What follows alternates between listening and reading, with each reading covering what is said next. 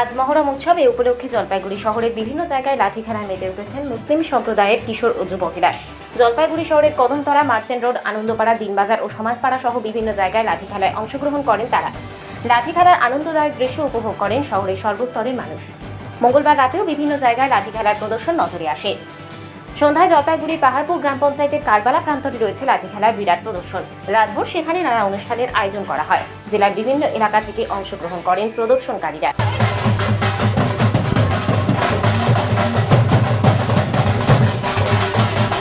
মহরম তো করছেন আপনারা, আমরা মরম খেলতেছি। কিভাবে সেটা খেলছেন? সেটা খেলতেছি হাচিন হুচিনের উপলক্ষে খেলতেছি। প্রতি বছর করে এটা থাকেন? প্রতি বছর করি। সত্যি? আমরা কারবারি। আর এখানে কী কী খেলা হয়?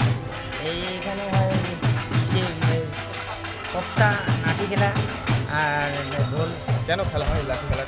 এটা হয় হাচিন হুচিনের উপলক্ষে। কি নাম? আমার নাম রাজেশ। লাগলো, খুব ভালো লাগলো। যে কোনো খেলাই ভালো, ঈশ্বরের নামে যে কোনো খেলাই ভালো।